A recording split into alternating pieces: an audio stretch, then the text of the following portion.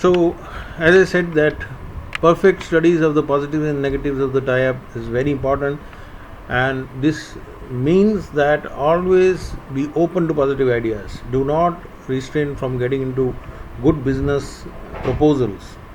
Look into the money being spent and the returns on all business needs. Evaluate and get convinced yourself before starting any tie-ups. Don't give up a business idea until there is no other way to give, but to give it up. Giving up means you can never look back. Don't get negative when something doesn't work out. There are many ways, coming back. A bad experience is just a lesson, but good experience will follow.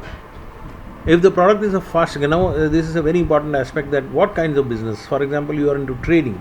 If the product is a fast selling product in trading, assume that the product margins are going to be less and there will be huge competition. You need to gear up to face competition, more expenses due to enhanced service and very low margins. This is the rule of the game. And if a product is a new introduction, assume that the efforts required will be very, very high. If the product is an innovation, margins would be better, but product selling will be very, very tough. If the product is not accepted, there might be huge loss and your acceptance as a trader will be reduced for all future transactions. Do a thorough study of the market and experiment with your customers before actually starting the sales of the product. Now let's come to the services part. Best business to get into is, of course, being a service provider. Investments are low, but also think about more investment in terms of employees. Firstly, outsource the work wherever it is possible, and then when it starts picking up, start hiring. Never invest at the first go. This holds good for all the businesses. Never invest unnecessarily at the first go by starting great offices and great locations and on people, on staffing. You can also avoid to have an office, since company registrations are relaxed nowadays. To start a proprietary company and the business excels, go for a registered private limited or LLP company. Now manufacturing is the toughest business because there is no way out other than starting a manufacturing unit, however small it is. Regulations have to be followed for establishing a manufacturing unit. Labor hiring is a must. Here you cannot avoid it. It is manufacturing for large manufacturers on contractual basis, and the payment is going to be stuck for longer period, of course, if you are getting into that.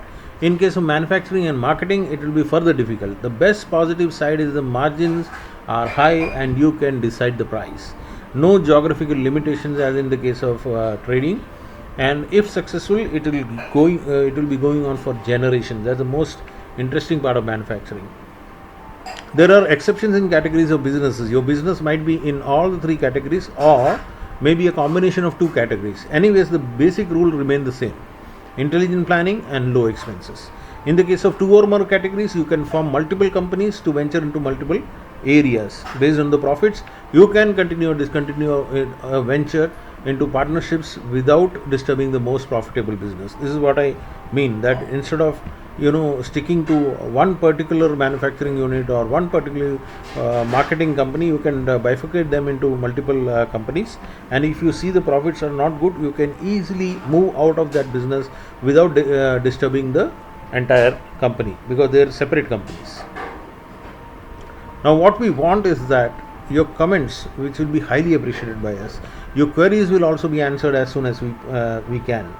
My email ID and my contact numbers are mentioned down below. I hope I have made lots of things very clear in this. There are more such videos. I can put in a lot of information for you to look at and use it for your startup business. Thanks a lot, friends. Have a nice day.